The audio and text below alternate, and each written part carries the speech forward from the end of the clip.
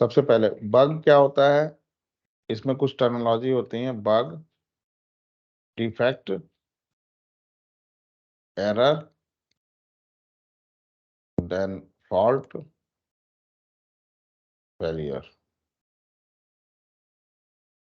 Bug, mismatch between actual and expected, this is called bug.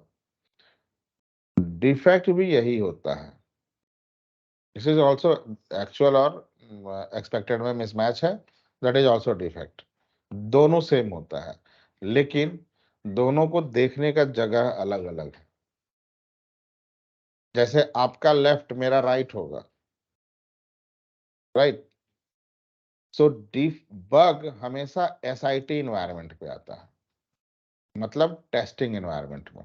Always it will come on the testing environment, fine. Defect हमेशा UAT environment में आएगा, अपर environment में,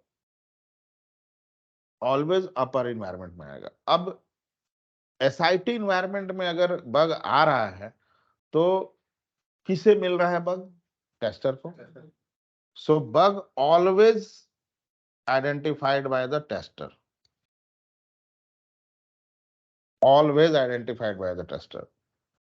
आप developer हो, आपको दिख रहा है कि यार एसआईटी पे ये एक सिस्टम में बग है, but you are not authorize to log the bug, आप ऑथराइज नहीं हो, तो आप भी टेस्टर को ही बताओगे, टेस्टर ही उसे लॉक करेगा। इसका मतलब बग हमेशा रेज करेगा कौन? टेस्टर ही।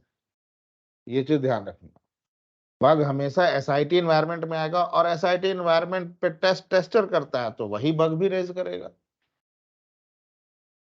अगर उसे बग छूट गया, चला गया क्लाइंट के पास, तो क्लाइंट अब यूएटी करेगा उसका। So that is known as a defect. उसे अगर वो चीज मिल गया मिसमैच, दैट इज डिफेक्ट। तो यूएटी हमेशा कौन मिलेगा? क्लाइंट। अच्छा, क्लाइंट और एंड यूजर में अंतर है। एंड यूजर फ्लिपकार्ट के आप लोग हो, हम लोग हैं।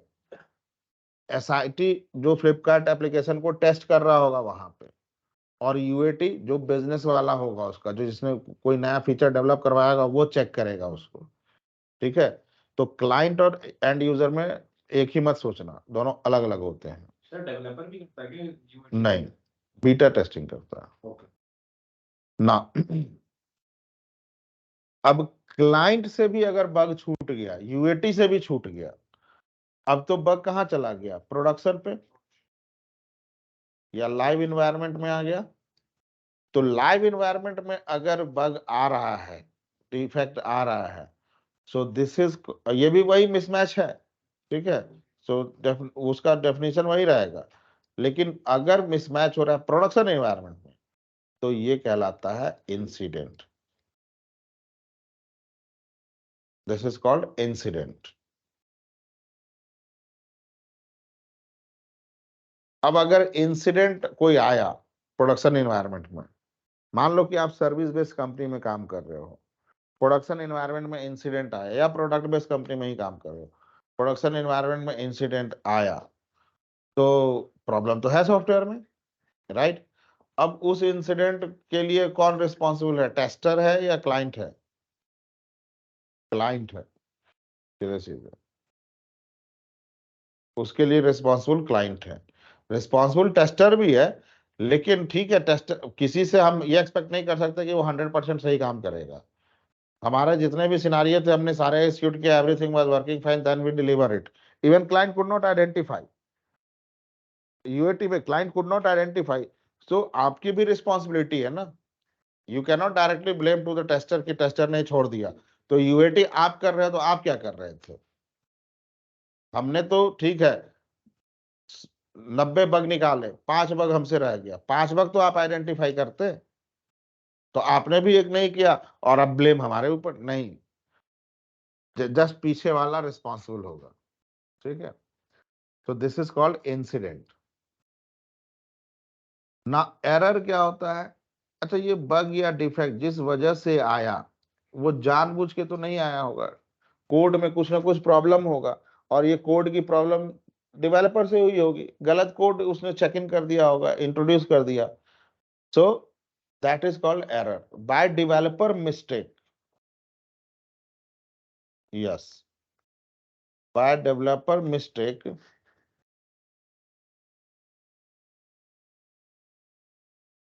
wrong code introduced, that is error, right? उस एरर की वजह से आपके एप्लीकेशन फॉल्टी हो गया और फॉल्टी एप्लीकेशन को लॉन्च कर दिया आपने, तो एप्लीकेशन फेलियर हो गया, कंप्लीटली खत्म। जैसे आपने बहुत सारे प्रोडक्ट सुना होगा कि ये कंपनी बोली है कि हम अपना सारा प्रोडक्ट रिकॉल करेंगे। अब रिकॉल करना, वो तो बोल दिया, आप भी खुश हम भी खुश कि चलो मेरा नया हो जाएगा, लेकिन रिकॉल करवाने में कंपनी की एक तो इज्जत गई, जो रेपुटेशन सालों में बनाया था वो खत्म। दूसरा, कंपनी का जो कॉस्टिंग है ना उस प्रोडक्ट को बेचने में, जो उसका मार्जिन हुआ होगा, डबल कॉस्ट हो जाता है उसका रिकॉल करने में। इसका एक बहुत बड़ा एग्जांपल है कि यूएस का कौन सा कार्टून कंपनी है जो सबसे बड़ा है, वो वॉल्ट डिज्नी। वॉल्ट डिज्नी ने एक अपना गेम बनाया था, वीडियो गेम, और उस गेम का बहुत एडवर्टाइजमेंट किया, काफी सारे लोग, एक तो वॉल्ट डिज्नी ऐसे ही फेमस था, तो लोगों ने बोला कि हाँ भाई इसको खरीदना है, खरीदना है। मार्केट में लॉन्च हुआ तो उन्होंने सोचा कि यार ना, किसी को प्रॉब्लम होगा गेम में खेलने में, तो अपना एक कॉल सेंटर भी सेटअप किया, जिसमें कि बोले कि बहुत ज्यादा कॉल आएगा नहीं, 300-400 लोगों को हायर करके अपना बैठा रखा था। और गेम उसका मार्केट में आते के साथ ही हाथों हाथ out of the market within 1 hour. ये डिमांड था, $200 या $300, काफी पुरानी बात है, $200 या $300 का था। अब वो उन्होंने सोचा था कि कम कॉल आएगा, लेकिन कॉल का फ्लड आ गया, इतना कॉल आया वो उसे हैंडल नहीं कर पाए, उस गेम में कुछ प्रॉब्लम था। और लोगों ने, यूएस के लोग तो सू करने में माहिर होते हैं, कॉम्पनसेशन के लिए केस कर दिया। वर्ल्ड डिज्नी ने 600 करोड़ यूएसडी पे किया एज ए कॉम्पनसेशन। 80 की बात है, 80-85 है, हाँ, 650 करोड़ रुपए। और उसके बाद वॉल्ट डिज्नी ने आज तक कोई गेम नहीं बनाया, कंप्लीट अपना शट डाउन कर दिया उस बिजनेस को, आज तक नहीं बनाया। वो अभी इसी में आएगा।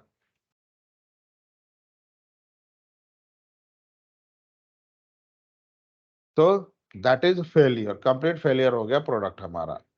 अब ये बग, बेसिकली हम डिस्कस करते हैं bug and defect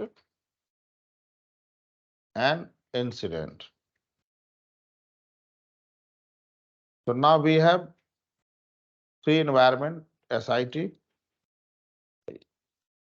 UAT, and production. Right? So we have three environment. 3 environment है हमारे पास। SIT पे मान लो कि मेरे पास 200 बग आए,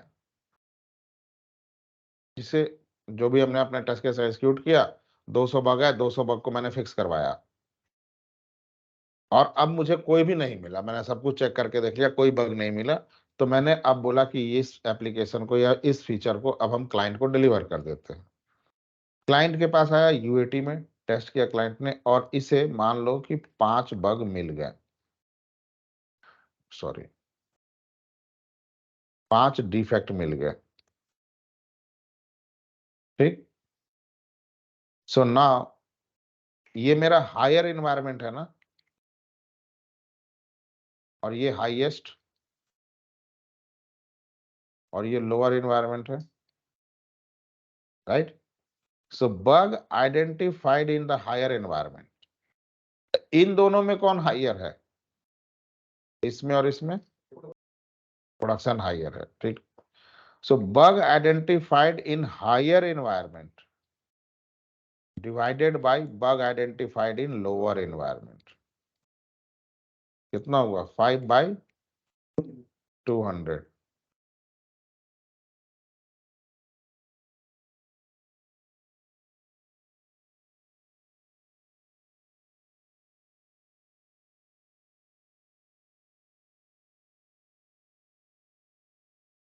कितना हो गया 0.25। ठीक है, ये क्या किया आप समझ में आया सर? आया समझ में कैसे कट किया मैंने? 5 से पहले 5 से तो 40 हो गया, और उसके बाद 25 से मल्टीप्लाई कर दिया तो नीचे 100 के टर्म में आ गया, तो डेसिमल निकालना इजी हो गया ना। तो 0.25, सॉरी हाँ 0.025 बग मिला हायर इन्वायरमेंट में। सो अब 0.025 बड़ा है या 0.05 बड़ा है? अब पता है सबको। सो जितना ये छोटा होगा उतना बढ़िया है, जितना ये छोटा होगा उतना बढ़िया है। ठीक है, एंड दिस इज कॉल्ड, क्या हुआ यहां से बग लीक करके यहां आ गया ना, that's why it is called bug leakage. ठीक है, और ये हमेशा छोटा होना चाहिए। अब ऐसा नहीं कि पॉइंट के बाद 0 हो ही, 0.2 भी हो सकता है, 3 भी हो सकता है, लेकिन डेसिमल में होना चाहिए। कहाँ तक एक्सेप्टेबल होता है? 5 मैक्सिमम, 5 भी एकदम एक्सट्रीम हो गया, मैक्सिमम 0.4 तक एक्सेप्टेबल है। 0.4 से ज्यादा अगर आ रहा है, 5-6 तक आपको थोड़ा वार्न किया जाएगा, लेकिन 7 से आया तो आपका मैनेजर, टीम लीड या क्लाइंट सीधे बोलेगा अपने टेस्ट केस को ठीक करो, अभी कोई भी एग्जीक्यूशन नहीं होगा। आपके टेस्ट केस में कुछ ना कुछ कमी है, तभी तो वहां पे मिल रहा है, या आपने टेस्ट केस सही नहीं लिखा है, या कोई रिक्वायरमेंट आपने मिस किया है टेस्ट केस में, तो ये पूरी प्रैक्टिस फिर से दोबारा से स्टार्ट होगी। और इसी टाइम पे बोलते हैं कि अब आप लेट नाइट तक ऑफिस में काम करो अपना, क्योंकि जब टाइम मिला था तब आपने सही नहीं किया। ठीक है, दुनिया गोल है, ये याद रखना ना। अब अगर मान लो प्रोडक्शन पे गया और 5 इंसिडेंट यहां मिल गए, तब बग लीकेज क्या होगा? 5/5 1। मतलब क्लाइंट का भी जो टेस्टर है वो हमसे भी गया बीता है, कि वो जितना बग उसे मिला उतना ही बग उसने छोड़ भी दिया, तब तो ये बनाया। ये भी जितना छोटा होगा आएगा, प्रोडक्शन पे बग आएगा, ऐसा नहीं कोई भी एप्लीकेशन एकदम बग फ्री हो जाएगा, लेकिन वहां पे भी डेसिमल में ही आना चाहिए और 0.4 तक ही आना चाहिए। कायदे से तो वहां पे 0.2 के आसपास होना चाहिए। मतलब कि हर एनवायरनमेंट में डेसिमल। यस, डेसिमल में होना चाहिए।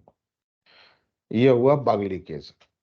अब यहाँ पे देखो टेस्टर तो बहुत रिस्पॉन्सिबल हो गया ना, हर बग के लिए उसकी रिस्पॉन्सिबिलिटी तय हो गई कि भाई तुमने बग छोड़ा, तुम ठीक है यूएटी में क्लाइंट से छूट गया, लेकिन क्लाइंट अपनी गलती तो मानेगा नहीं, वो तो बोलेगा नहीं हम तो तुम्हारे ऊपर भरोसा किए थे, हम तो डिप्लॉय कर दिए, हम रफली चेक किए थे 5 मिला था, तो लास्टली तो ब्लेम टेस्टर के ऊपर आएगा, एसआईडी टेस्टर के ऊपर।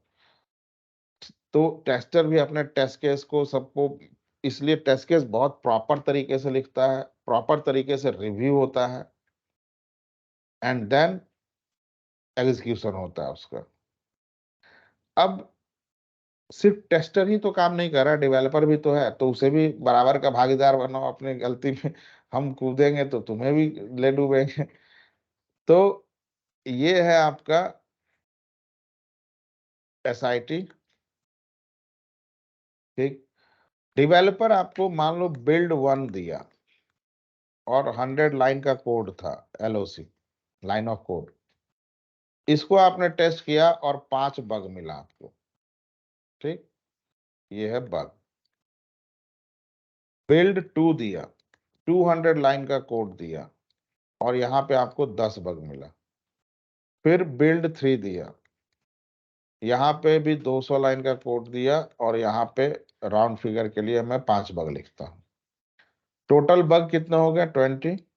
टोटल लाइन ऑफ कोड कितना हो गया? 500। सो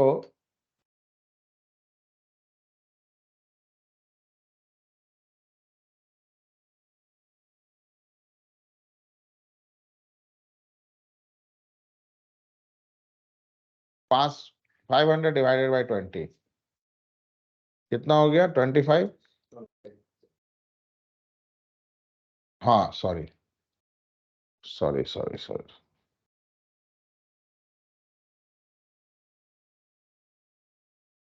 20 डिवाइडेड बाई 500 ये क्या है? Bug identified divided by LOC।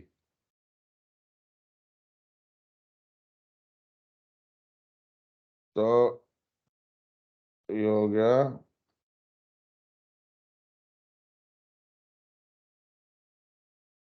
कितना? into 2 कर दो ना। हाँ 2/2 हो गया आपका 40/1000 0.004। 4 ये हो गया डिफेक्ट डेंसिटी। इस मतलब ओके है 0.04 होगा 0.0 होगा तो ये 1000 है ना यार, 40 है 0.043।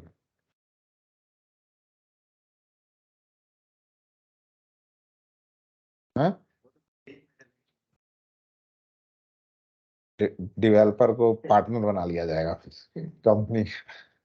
सो this is called defect density, कि जितना ये कम होगा इसका मतलब कोड डेवलपर का उतना अच्छा लिखा हुआ है। हाँ इसका मतलब उसकी यूनिट टेस्टिंग प्रॉपर तरीके से हुई है, कोड का रिव्यू अच्छे से हुआ है, राइट। सर ये डेंसिटी तो हमेशा एसआईटी के अंदर ही निकलेगी ना। हाँ हमेशा SIT के डेंसिटी में हम SIT के ऊपर नहीं जाते। राइट तो ये जितना कम होगा उतना बेटर है।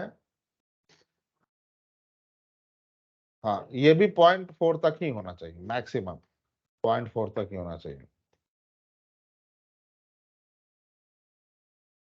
अब कुछ कुछ डेवलपर होते हैं ना,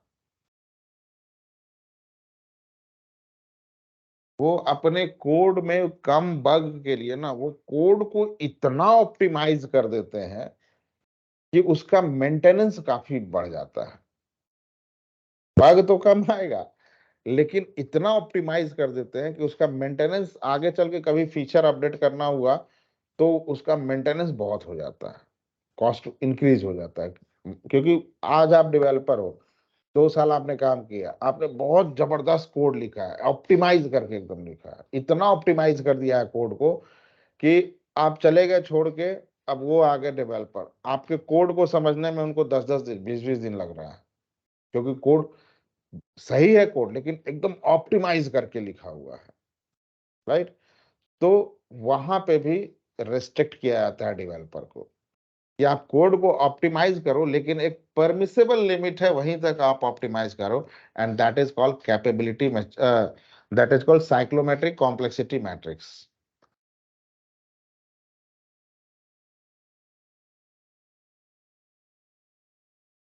CCM बोलते हैं। ये क्वेश्चन पूछा होगा सीखिए ये आपसे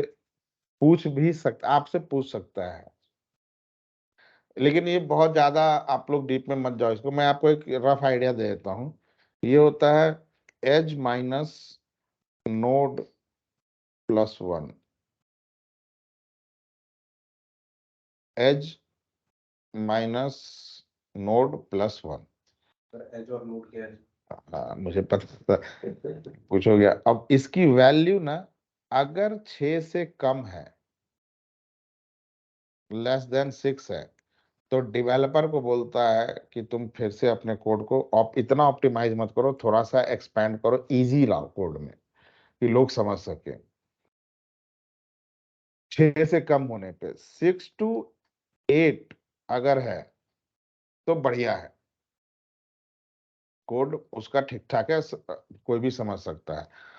अगर 9 से ऊपर है, इसका कोड बहुत सिंपल लिखा है एकदम, बहुत इजी टू, कोई भी पढ़ के समझ सकता है इसके कोड को। तो जनरली डेवलपर का किसी का 9 नहीं होता, वो इसमें ना जाए इसलिए वो 6 to 8 के बीच में अपना रखते हैं। अब एज होता क्या है, तो थोड़ा सा उसके बाद आता हूँ बग लाइफ साइकिल पे। ये एक टॉपिक निकल गया तो मेरे दिमाग में क्लिक कर गया। मान लो एक बेबी, न्यू बेबी बॉर्न हुआ, ठीक है। फिर वो चाइल्ड, इन्फेंट है,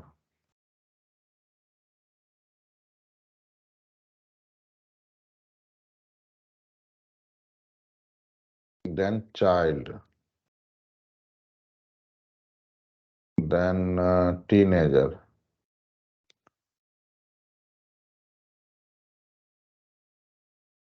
then adult,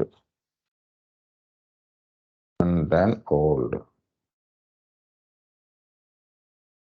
बेबी हुई, अब थोड़ा सा दिल को टाइट रखना, डेथ, इन्फेंट के बाद भी डेथ हो सकता है ना, चाइल्ड के बाद भी डेथ,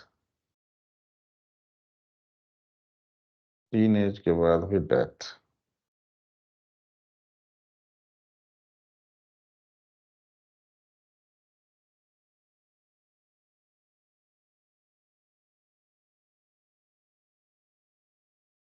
ठीक। नोड बोलते हैं जहां से कोई चीज निकल रहा है। कितने नोड है यहाँ पे, देखो यहां से एक ये निकल रहा है और ये निकल रहा है, so this is one node, ठीक। This is second node, this is third, fourth, fifth, sixth. इन सब में से कुछ निकल रहा है नहीं ना, तो these are not node. First, second, third, fourth, baby, in fact 1 2 3 4 5, हाँ ठीक है। ओल्ड के बाद निकला ना सर, डेथ इधर भी तो जा रहा है, निकला ना। जहां से भी एरो बाहर के साइड में आपको दिखे, दैट इज कॉल्ड नोड, ठीक है। नोड मतलब होता है junction point, as,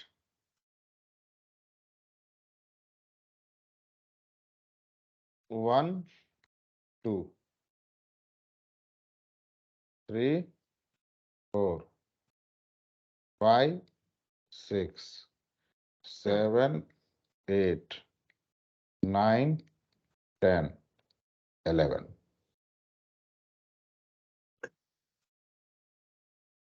as minus node, edge कितने हो गए, 11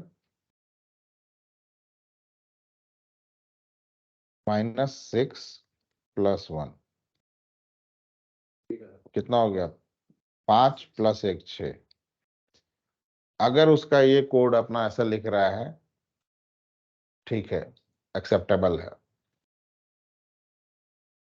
अब इसमें कम करते हैं, देखो,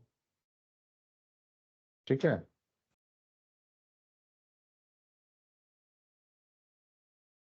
इसको मैं दोबारा से बना देता,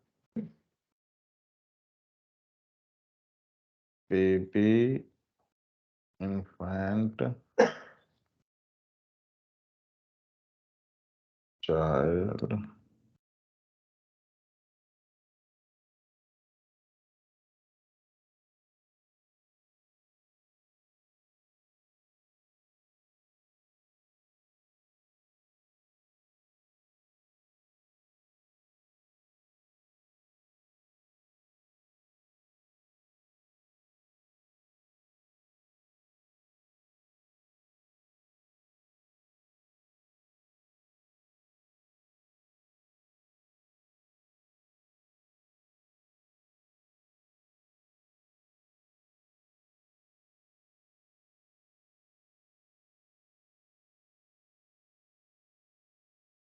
आप ऐसे समझना कि दिस इज वन लाइन, ठीक है, और इस लाइन से इसमें आ रहा है और इस सबको आके इसमें ऐड हो जा रहा है, ठीक है।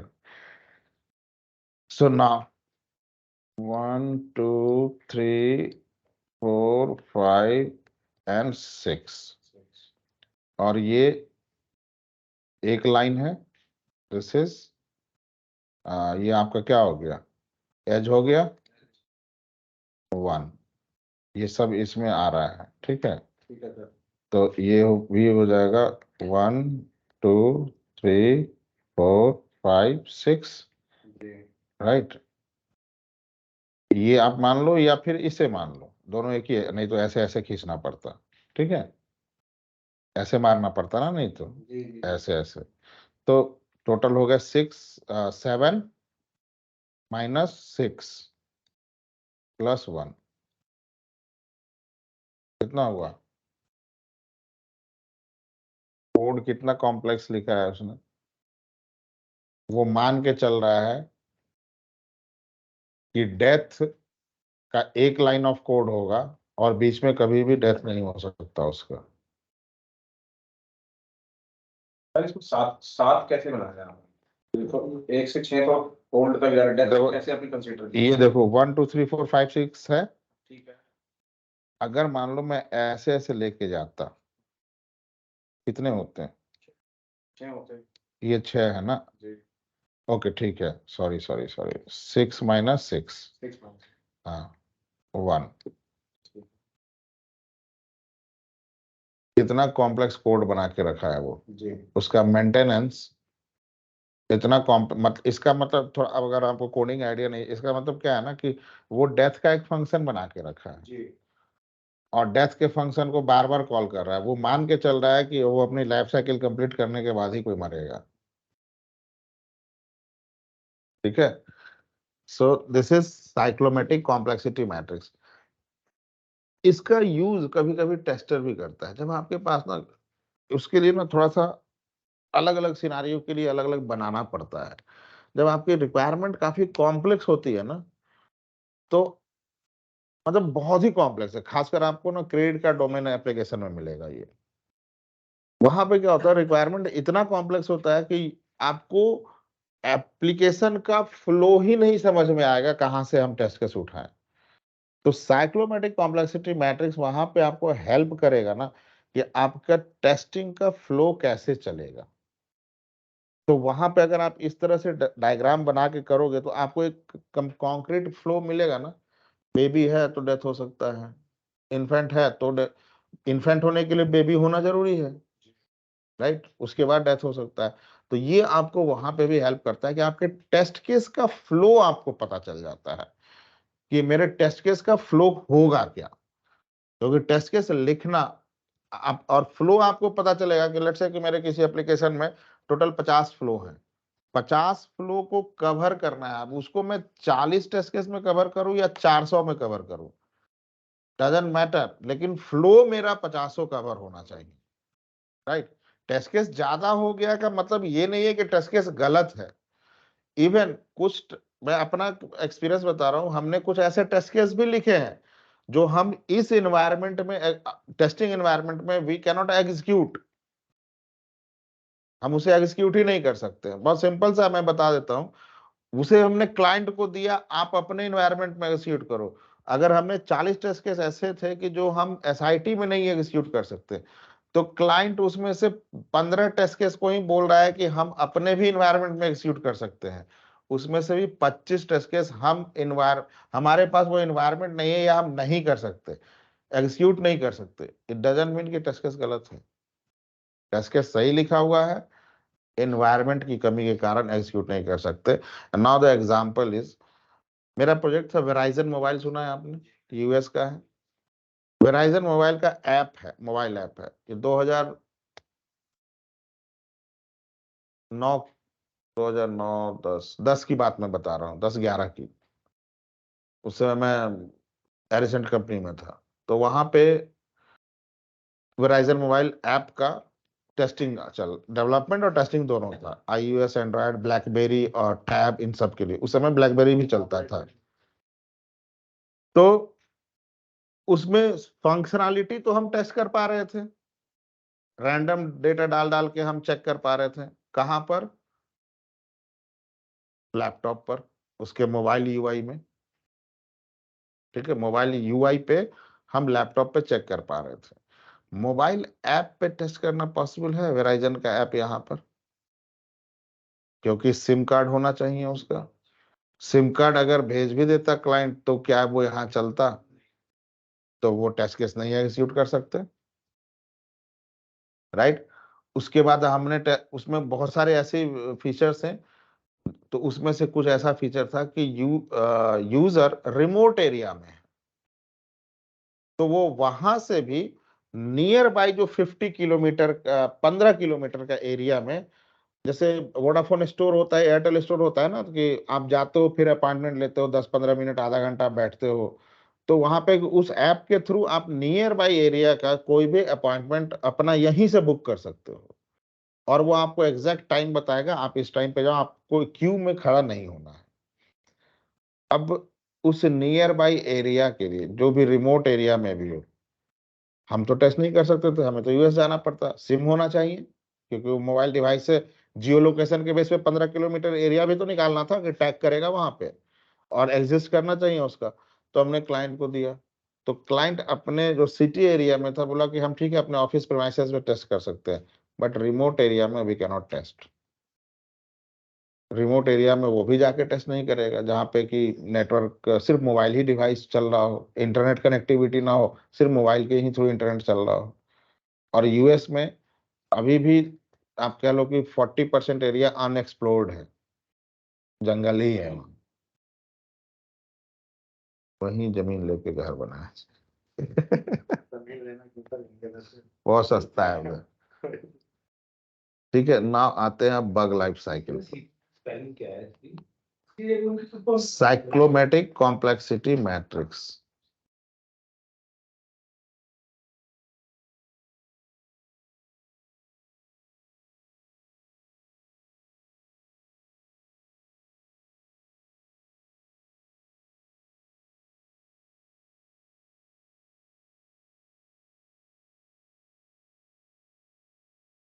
ठीक है sir, this is the full form.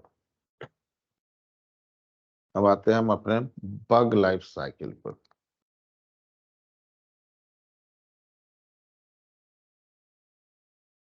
जब बग किसको मिलता है? टेस्टर को।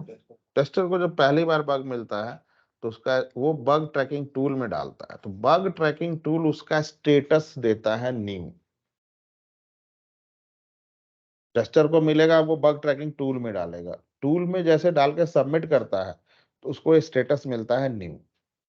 बग ट्रैकिंग टूल देता है, दो चीज देता है, एक उसका स्टेटस पहली बार असाइन करता है उसको, दूसरा एक आईडी असाइन करता है उसको। और आईडी वैसे ही असाइन करता है जैसे मान लो कि आप एक कंप्यूटराइज सिस्टम है जहां पे आप कुछ पेमेंट कर रहे हो, ठीक है, अब आपने पेमेंट किया और आपको इनवॉइस भी चाहिए, इनवॉइस नंबर आपके चॉइस का नहीं आता है, इनवॉइस नंबर वो अपने हिसाब से निकाल के देता है, right. So that is invoice number. उसी तरह जब बग में, बग ट्रैकिंग टूल में आप कोई भी बग सबमिट करते हो तो वो एक तो स्टेटस दिया, दूसरा एक इनवॉइस नंबर टाइप की चीज आईडी देता है, and that is called bug ID. That is, यही दो चीज वो देता है बस। ना, अब मिला बग टेस्टर को, और डेवलपर यहाँ पे है, तो बग इसके पास आना चाहिए फिक्स होने के लिए, तो इससे वो असाइन करता है। बग ट्रैकिंग टूल में असाइन करना बहुत इजी है, क्योंकि वहां पे असाइन करके एक ड्रॉप डाउन आएगा, एक लेवल का नाम, जैसे city, city Delhi Mumbai Pune select करते हो आप, उसी तरह बग ट्रैकिंग टूल में भी असाइन करके लिखा होगा। असाइन के बगल में आप देखोगे नाम होगा उसका, किस डेवलपर को आप असाइन करना चाहते हो, you have to just choose it and that's it, हो गया असाइन फेज खत्म।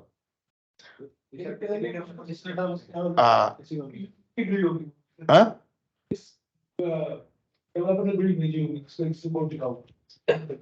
देखो आपको ये अजाइल में काम कर रहे हैं तो आपको पता है किस डेवलपर ने दिया है मुझे टेस्ट करना, कन्वेंशनल अगर है तो दो चीज है, एक मुझे पता नहीं है कि मुझे किस डेवलपर को भेजना है, सपोज करो ये डेवलपर है मुझे पता नहीं है, तो मैं बोलता हूँ कि यार मैं एक काम करता हूँ कि मैं ना अपने लीड को असाइन कर देता हूँ, और मैंने साहिल को असाइन कर दिया, साहिल मेरे लीड है, टेस्टिंग के लीड है। साहिल ने बोला कि अच्छा ये बग आया है, अब मैंने साहिल को बोला कि साहिल ये देखो ये मैंने बग आपको दिया है, साहिल ने तो अच्छा ठीक है। साहिल ने उस, अब साहिल को भी नहीं पता है कि कौन डेवलपर है, तो उन्हें, लेकिन डेवलपर का लीड का तो पता होगा ही, क्योंकि मीटिंग वगैरह होती है तो नाम जानते ही हैं, तो उन्होंने उसके लीड को असाइन कर दिया। अब डेवलपर लीड है तो वो अपने टीम मेंबर का नाम जानता है कि कौन इस पे काम कर रहा होगा, एक तो ये तरीका है। दूसरा ये है कि चूंकि काम करते हैं कन्वेंशनल मेथोडोलॉजी हो या जो भी हो, तो शुरुआत के 15 दिन 20 दिन हम डेवलपर को नहीं जानते हैं, टेस्टर मेरा नाम नहीं जानता है या डेवलपर का नाम हम नहीं जानते, लेकिन 15 दिन मीटिंग होते ही रहती है, तो वहां पे फिर सब एक दूसरे को जानने लगते हैं और ये पता चल जाता है कि इस फीचर को किसने बनाया, तो डायरेक्ट आप उसे असाइन कर दो। अब बग आ गया डेवलपर के पास। डेवलपर उस बग को ना सबसे पहले ओपन करके देखता है कि ये बग क्या भेजा है उसने। सो इसने ओपन किया। अब ओपन किया बग तो दो चीज है कि भाई इंफॉर्मेशन जो मैंने दिया था, लेट्स से साहिल डेवलपर है, मैंने साहिल को असाइन किया, मैंने जो डिफेक्ट के अंदर सारा स्टेप्स लिखा था, ये करना है ये करना है ये करना है, इसके बाद बग आएगा, लेकिन साहिल ने सब कुछ वो किया, बग आया ही नहीं। तो जब बग ही नहीं आया तो साहिल क्या फिक्स करेंगे, राइट? तो अपने पास का भी तो बकेट खाली करेंगे ये, नहीं तो कल को ये ही भाई मैनेजमेंट जो जब भी मीटिंग होगा तो वही देखेगा कि किसको कितना बग असाइन है, वो ये थोड़े देखता है कि कितना बग ओपन स्टेट में है, वो तो काउंट देखेगा। तो साहिल ने बोला कि भाई हमें भी तो अपना बकेट खाली करना है, और साहिल इमीडिएट उस बग को इनवैलिड मार्क कर देंगे।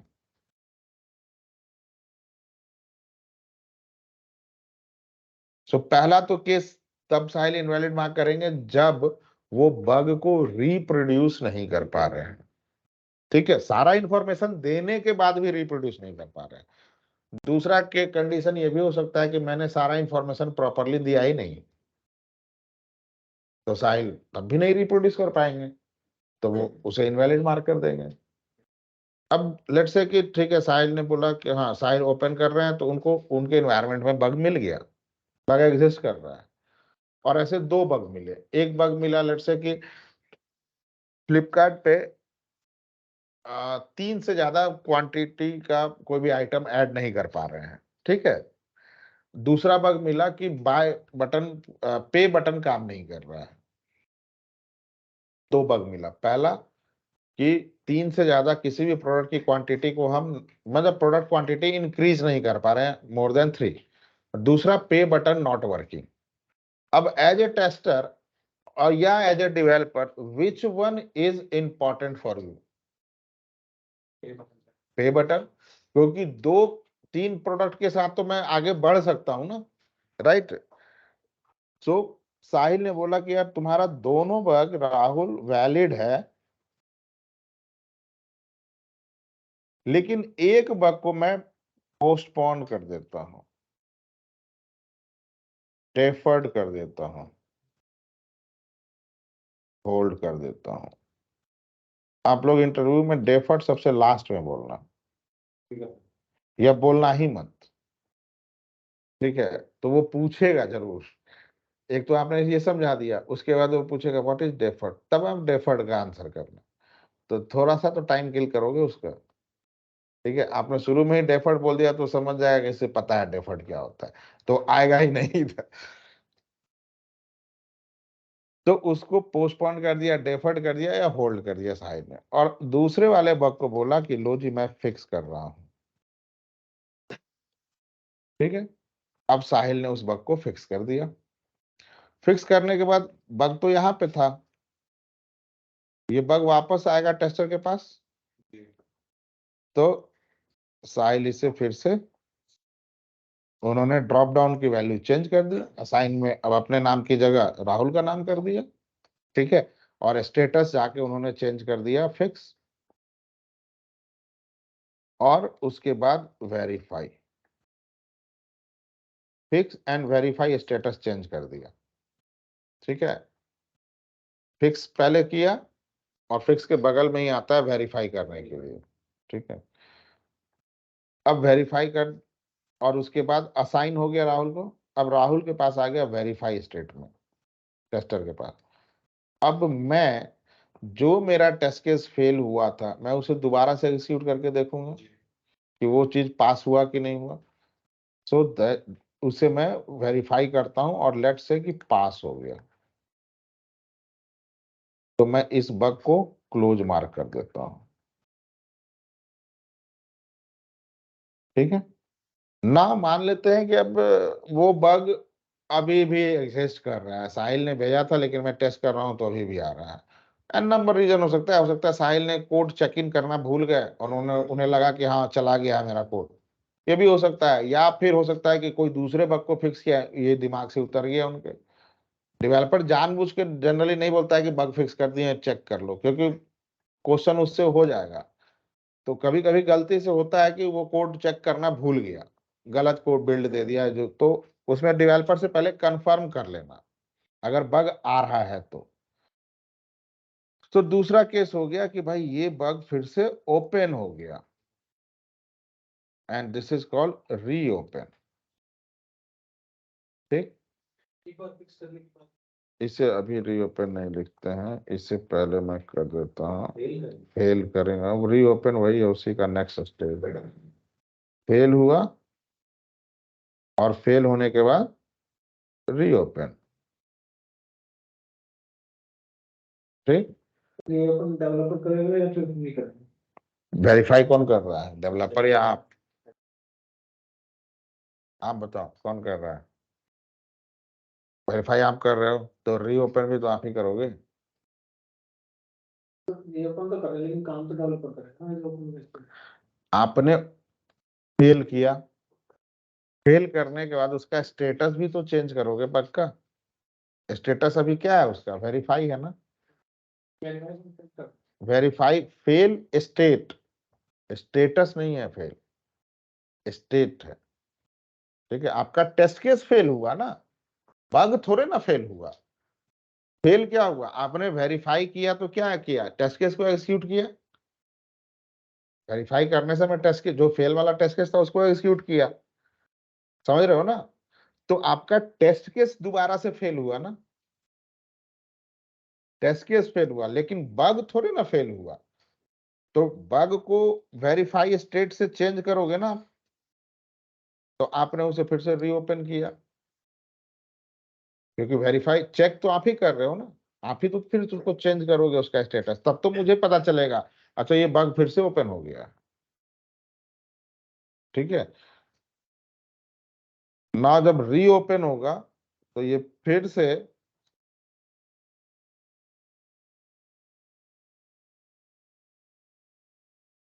असाइन फेज में चला गया और ये साइकिल अपना पूरा करेगा।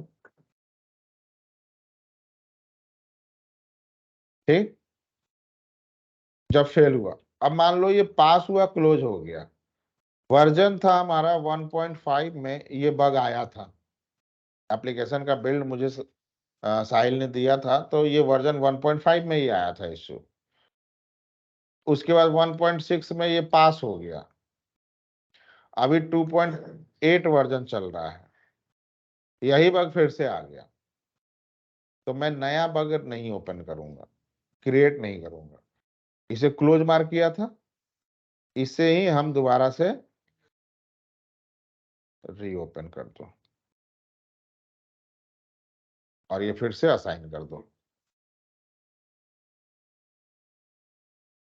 सर किसी बग को ट्रेस करने के लिए वो था रिक्वायरमेंट ट्रेसेबिलिटी में। नहीं, वो अलग चीज है। सर देखिए, और इनसे ये सारी चीजें जो बोल रहे थे, मान लो मुझे असाइन किया, तो यश को असाइन किया, फिर वो डेवलपर को असाइन किया, जहां से जीरा यूज हुआ, जीरा में तो शो मतलब हर बग ट्रैकिंग टूल में, जीरा ही नहीं, जितना बग ट्रैकिंग टूल है, जैसे मैंने क्या बोला, सिटी है, मान लो आपको दिल्ली टू मुंबई फ्लाई करना है, तो सिटी सेलेक्ट करते हो तो ड्रॉप डाउन खुलता है, तो उसी तरह असाइन लेवल का एक नाम होगा, बगल में ड्रॉप डाउन है, ड्रॉप डाउन पे क्लिक करोगे, जो भी टेस्टर डेवलपर होगा सबका नाम आएगा, उसे असाइन कर दो।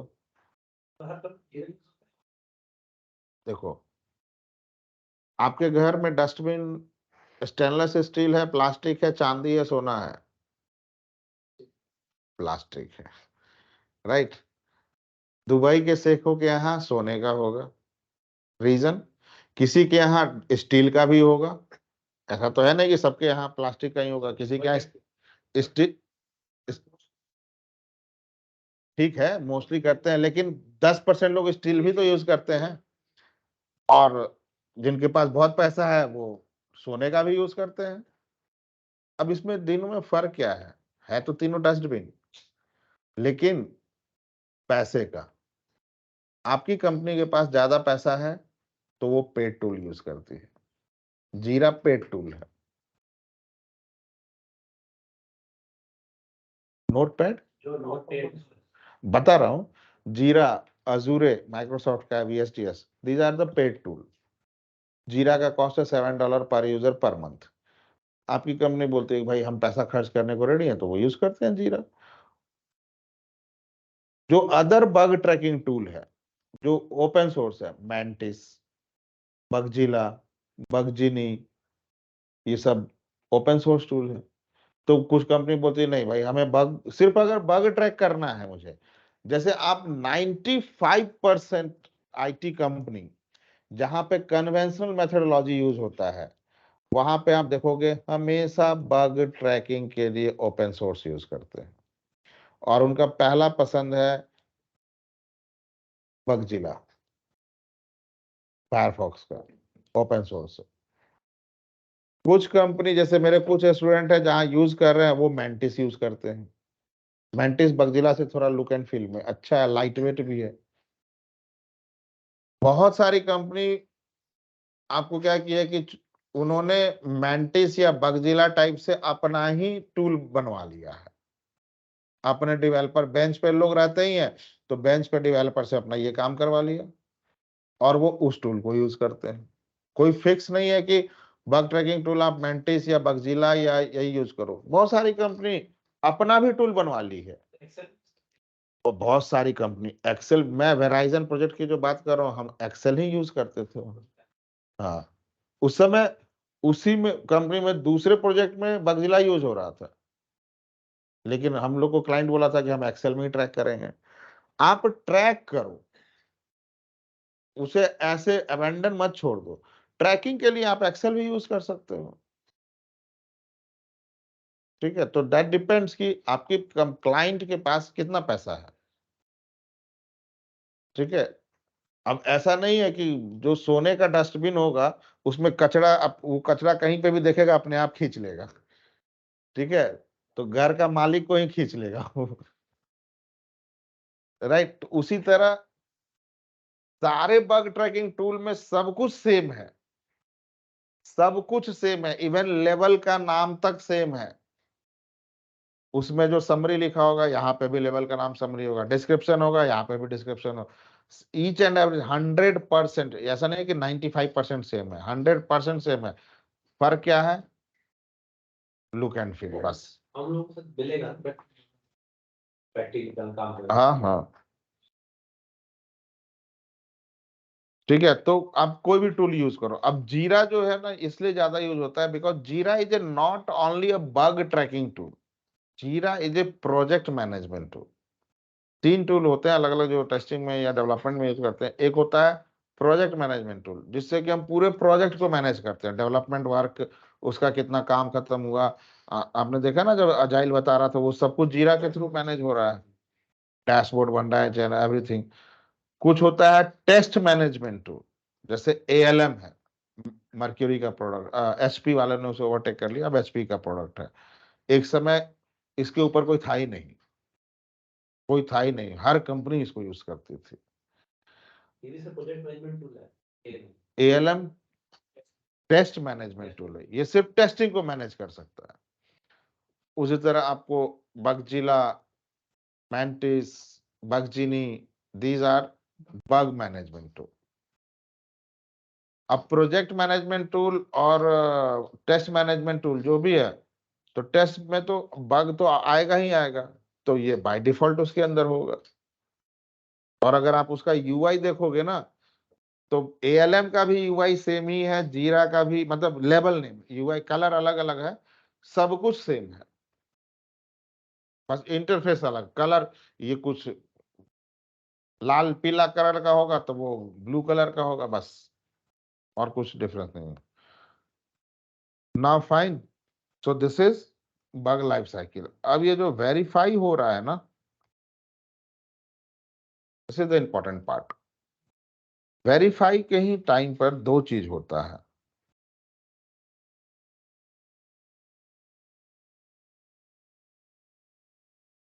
पहला होता है रीटेस्टिंग